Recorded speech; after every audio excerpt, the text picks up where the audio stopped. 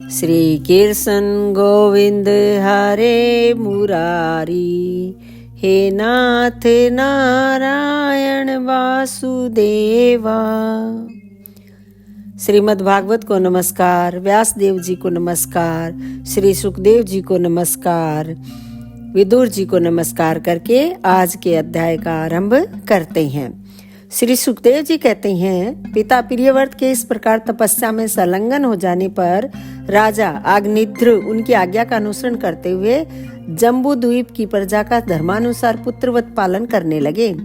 एक बार वे पितृलोक की कामना से सतपुत्र प्राप्ति के लिए पूजा की सब सामग्री जुटाकर सुर सुंदरियों के क्रीड़ा स्थल मंद्राचल की एक घाटी में गए और तपस्या में तत्पर होकर एकाग्र चित्त से प्रजापतियों के पति श्री ब्रह्मा जी की आराधना करने लगे। आदिदेव भगवान श्री ब्रह्मा जी ने उनकी अभिलाषा जान ली, अतः अपनी सभा की गायिका पूर्वचिति नाम की अप्सरा को उनके पास भेज दिया। अग्निध्र जी के आश्रम के पास एक अति रमणीय उपवन था। वह अप्सरा उसी में विचरने लगी। उस उपवन में तरह तरह के सघन तरुवरों की शाखाओं पर स्वर्ण लताएं फैली हुई थी। उन पर बैठे हुए मयूर आदि कई प्रकार के स्थलचारी पक्षियों के जोड़े सुमधुर बोली बोल रहे थे। उनकी षड्जादी स्वर युक्त ध्वनि सुनकर सचेत हुए जल कुकुट, कारंडव एवं कालहंस आदि जल पक्षी भांति भांति से कूजने लगते थे। इससे वहां के कमल वन से सुशोभित निर्मल सरोवर गूंजने लगते थे। पूर्वचिति की विलासपूर्ण सुललित गतिविधि और पाद विन्यास की शैली से पद पद पर उसके चरण नुपुरों की झनकार हो उठती थी। उसकी मनोहर ध्वनि सुनकर राजकुमार अग्निध्र ने समाधि योग द्वारा मूंदे हुए अपने कमल कली के समान सुंदर नेत्रों को कुछ कुछ खोलकर देखा तो पास ही उन्हें वह अप्सरा दिखाई दी। वह भरमरी के समान एक एक फूल के पास जाकर उसे सूंघती थी तथा देवता और मनुष्यों के मन और नयनों को आह्लादित करने वाली अपनी विलासपूर्ण गति, क्रीड़ा चापल्य, लज्जा एवं विनय युक्त चितवन, सुमधुर वाणी तथा मनोहर अंगावयवों से पुरुषों के हृदय में कामदेव के प्रवेश के लिए द्वार सा बना देती थी। जब वह हंस हंस कर बोलने लगती तब ऐसा प्रतीत होता मानो उसके मुख से अमृत में मादक मधु झर रहा है। उसके निश्वास के गंध से मद्दांध होकर भौरे उसके मुख कमल को घेर लेते। तब वह उनसे बचने के लिए जल्दी जल्दी पैर उठाकर चलती तो उसके कुछ कलश, वैणी और करधनी हिलने से बड़े ही सुहावने लगते। यह सब देखने से भगवान कामदेव को अग्निध्र के हृदय में प्रवेश करने का अवसर मिल गया और वे उनके अधीन होकर उसे प्रसन्न करने के लिए पागल की भांति इस प्रकार कहने लगे। मुनिवर्य, तुम कौन हो? इस पर्वत पर तुम क्या करना चाहते हो? तुम परम पुरुष श्री नारायण की कोई माया तो नहीं हो? बोहों की ओर संकेत करके, सखे, तुमने ये बिना डोरी के 2 धनुष क्यों धारण कर रखे हैं? क्या इनसे तुम्हारा कोई अपना प्रयोजन है अथवा इस संसार रारण्य में मुझ जैसे मतवाले मरीगों का शिकार करना चाहते हो? कटाक्षों को लक्ष्य करके तुम्हारे ये 2 बाण तो बड़े सुंदर और पैने हैं। अहो, इनके कमल दल के पंख हैं, देखने में बड़े शांत हैं और हैं भी पंखहीन। यहाँ वन में विचरते हुए तुम इन्हें किस पर छोड़ना चाहते हो? यहाँ तुम्हारा कोई सामना करने वाला नहीं दिखाई देता। तुम्हारा यह पराक्रम हम जैसे जड़ बुद्धियों के लिए कल्याणकारी हो। भौरों की ओर देखकर भगवान, तुम्हारे चारों ओर जो ये शिष्यगण अध्ययन कर रहे हैं वे तो निरंतर रहस्य युक्त सामगान करते हुए मानो भगवान की स्तुति कर रहे हैं और ऋषिगण जैसे वेद की शाखाओं का अनुसरण करते हैं, उसी प्रकार ये सब तुम्हारी चोटी से झड़े हुए पुष्पों का सेवन कर रहे हैं। नुपुरों की शब्द की ओर संकेत करके ब्रह्मन, तुम्हारे चरण रूप पिंजड़ों में जो तीतर बंद हैं उनका शब्द तो सुनाई देता है परंतु रूप देखने में नहीं आता।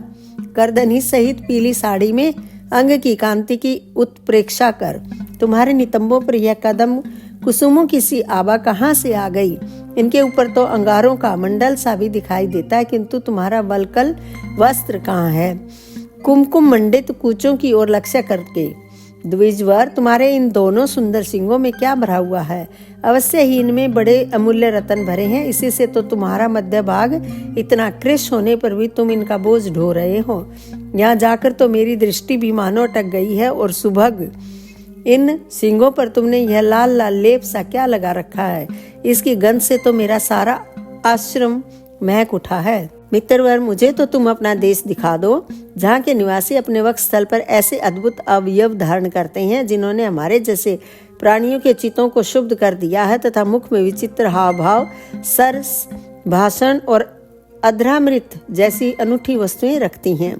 प्रियवर, तुम्हारा भोजन क्या है जिसके खाने से तुम्हारे मुख से हवन सामग्री की सी सुगंध फैल रही है? मालूम होता तुम कोई विष्णु भगवान की कला ही हो, इसलिए तुम्हारे कानों में कभी पलक न मारने वाले मकर के आकार के 2 कुंडल हैं। तुम्हारा मुख एक सुंदर सरोवर के समान है, उसमें तुम्हारे चंचल नेत्र भय से कांपती हुई 2 मछलियों के समान, दंत पंक्ति हंसों के समान और घुंघराली अलकावली भोरों के समान शोभायमान है। तुम जब अपने कर कमलों से थपकी मारकर इस गेंद को उछालते हो तब यह दिशा विदिशाओं में जाती हुई मेरे नेत्रों को तो चंचल कर ही देती है, साथ साथ मेरे मन में भी खलबली पैदा कर देती है। तुम्हारा बांका जटा जूट खुल गया है, तुम इसे संभालते नहीं। अरे, यह धूर्त वायु कैसा दुष्ट है जो बार बार तुम्हारे नीवी वस्त्र को उड़ा देता है। तपोधन, तपस्वियों के तप को भ्रष्ट करने वाला यह अनूप रूप तुमने किस तप के प्रभाव से पाया है? मित्र, आओ कुछ दिन मेरे साथ रहकर तपस्या करो, अथवा कहीं विश्व विस्तार की इच्छा से ब्रह्मा जी ने ही तो मुझ पर कृपा नहीं की है। सचमुच तुम ब्रह्मा जी की ही प्यारी देन हो, अब मैं तुम्हें नहीं छोड़ सकता। तुम में तो मेरे मन और नैन ऐसे उलझ गए हैं कि अन्यत्र जाना ही नहीं चाहते। सुंदर सिंगों वाली, तुम्हारा जहाँ मन हो मुझे भी वहीं ले चलो, मैं तो तुम्हारा अनुचर हूँ और तुम्हारी ये मंगलमयी सखियाँ भी हमारे साथ ही रहें। श्री सुखदेव जी कहते हैं, राजन, अग्निध्र देवताओं के समान बुद्धिमान और स्त्रियों को पसंद करने में बड़े कुशल थे। उन्होंने इसी प्रकार की रति चातुर्मयी मीठी मीठी बातों से उस अप्सरा को प्रसन्न कर लिया। वीर समाज में अग्रगण्य अग्निध्र की बुद्धि, शील, रूप, अवस्था, लक्ष्मी और उदारता से आकर्षित होकर वह उन जम्बू द्वीपाधिपति के साथ कई हजार वर्षों तक पृथ्वी और स्वर्ग के भोग भोगती रही। तदंतर नृपवर अग्निधर ने उसके गर्भ से नाभि, किमपुरुष, हरिवर्ष, इलावृत, रम्यक, हिरण्यमय, कुरु, भद्राश्रव और केतुमाल नाम के 9 पुत्र उत्पन्न किए। इसी प्रकार 9 वर्ष में प्रतिवर्ष एक के कर्म से 9 पुत्र उत्पन्न कर पुरोचिति उन्हें राजभवन में ही छोड़कर फिर ब्रह्मा जी की सेवा में उपस्थित हो गई। ये अग्निध्र के पुत्र माता के अनुग्रह से स्वभाव से ही सुडौल और सबल शरीर वाले थे। अग्निध्र ने जम्बू द्वीप के विभाग करके उन्हीं के समान नाम वाले 9 वर्ष भूखंड बनाए। उन्होंने एक एक पुत्र को सौंप दिया। तब वे सब अपने अपने वर्ष का राज्य भोगने लगे। महाराज अग्निध्र दिन दिन भोगों को भोगते रहने पर भी उनसे अतृप्त ही रहे। वे उस अप्सरा को ही परम पुरुषार्थ समझते थे, इसलिए उन्होंने वैदिक कर्मों के द्वारा उसी लोक को प्राप्त किया जहाँ पितृगण अपने सुकृतों के अनुसार तरह तरह के भोगों में मस्त रहते हैं। पिता के परलोक सिधारने पर नाभि आदि 9 भाइयों ने मेरु देवी, प्रतिरूपा, उग्र दृष्टि, लता, रम्या, श्यामा, नारी, भद्रा और देववीति नाम की 9 कन्याओं से विवाह किया। दोस्तों, यहाँ पर यह अध्याय समाप्त होता है। आप मेरे वीडियो रोजाना देख रहे हैं, लाइक कर रहे हैं, शेयर कर रहे हैं, उसके लिए आपका बहुत बहुत धन्यवाद।